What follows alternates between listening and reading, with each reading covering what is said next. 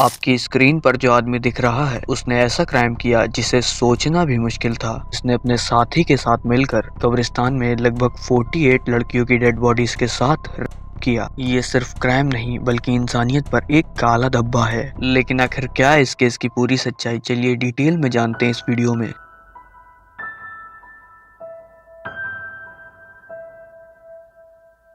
साल 2009 की बात है। मोहम्मद रियाज नाम का एक लड़का जो पाकिस्तान के गांव सरगोदा से कराची आता है काम और रोजी रोटी की तलाश में। कराची पहुंचकर वो छोटे मोटे काम करने लगता है। तभी इसी दौरान रियाज की मुलाकात एक लड़के से होती है जिसका नाम था वजीरा। वजीरा कराची के एक कब्रिस्तान में काम करता था जहां उसकी जिम्मेदारी थी कब्रों की देखभाल और रखवाली करना। वजीरा से मुलाकात के बाद रियाज भी उसके साथ कब्रिस्तान में काम करने लगता है। अब दोनों मिलकर रोज कब्रों की देखभाल करते थे। काफी दिनों तक सब कुछ नॉर्मल रहा, लेकिन एक रात रियाज ने कुछ अजीब नोटिस किया। उसने देखा कि वजीरा उन कब्रों को दोबारा खोदता था जो अभी अभी दफन की गई होती थी। वो कब्र के अंदर जाता और काफी देर बाद बाहर निकलता। शुरुआत में तो रियाज ने इस पर ज्यादा ध्यान नहीं दिया, लेकिन जब रियाज ने ये सब बार बार देखा तो आखिर में उसने वजीरा से पूछ ही लिया कि वो कब्रों को दोबारा क्यों खोदता है। तब जाकर वजीरा ने वो सब बताया जो सुनकर कोई भी कांप जाए। उसने कहा कि शाम के वक्त दफन की गई लड़कियों की कब्र को उनके परिवार के जाने के बाद वो चुपके से कब्र को दोबारा खोदता था और पैरों वाली तरफ से वो अंदर जाता और फिर वो फीमेल बॉडी का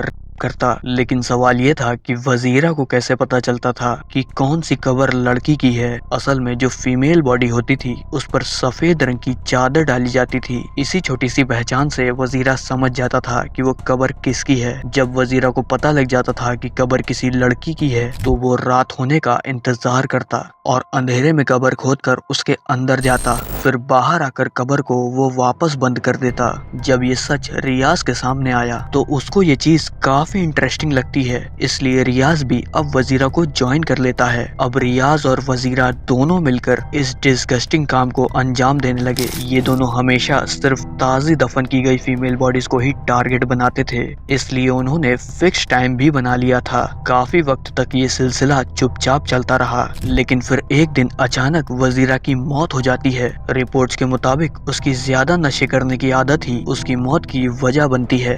वजीरा के मरने के बाद भी रियाज नहीं रुका। उसके जाने के बाद भी कई महीनों तक वो अकेला ही ये काम करता रहा। फिर 31 अक्टूबर 2011 को सब बदल जाता है। शाम को एक फीमेल बॉडी दफन होती है और रात होते ही रियाज हमेशा की तरह कब्र को पैरों की तरफ से खोदकर अंदर जाता है। लेकिन इसी दौरान रियाज की नजर बॉडी के चेहरे पर पड़ती है तो बॉडी का चेहरा थोड़ा सा खुला होता है। जब रियाज उस बॉडी के फेस को देखता है तो बॉडी का दांत चमक रहा होता है। फिर धीरे से रियाज की नजर बॉडी के आंखों पर पड़ी तो उसे लगता है जैसे बॉडी की आंखें चमक रही हों। ये देखकर रियाज बुरी तरह घबरा जाता है। रियाज बुरी तरह डर जाता है और वो तुरंत कब्र से बाहर निकलता है और जोर जोर से रोने लगता है। उसकी आवाज सुनकर आसपास के लोग कब्रिस्तान में पहुंच जाते हैं। जब सब देखते हैं कि रियाज घबराया हुआ है और उसके पास वाली कब्र पैरों की तरफ से खुली हुई है, यहीं से लोगों को रियाज पर शक हो जाता है। फिर रियाज भी समझ जाता है कि अब बचना मुश्किल है। तभी वो सब कुछ बता देता है कि उसने इन कब्रों के साथ क्या किया है। ये सुनकर लोग हैरान हो जाते हैं। उन्हें यकीन ही नहीं होता कि कोई इंसान इतना घिनौना जुर्म कैसे कर सकता है। खैर पुलिस को इन्फॉर्म कर दिया जाता है। जब ये खबर उन फैमिलीज को पहुंचती है